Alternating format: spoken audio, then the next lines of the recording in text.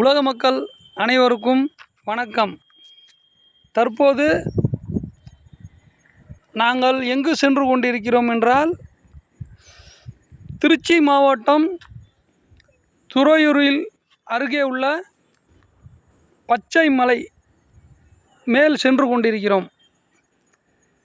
தற்போது இது நடுவழியில் ஒரு காட்சி, அதை அருமையாக படம் பிடித்து மக்களாகிய உங்களுக்கு காண்பிக்கிறேன். அருமையாக உள்ளது, கூலிங் அருமையாக உள்ளது. தற்போது மலை மேல் சென்று கொண்டிருக்கிறோம். பாதி வழியில் வாகனத்தை நிறுத்திவிட்டு ஒரு காட்சி.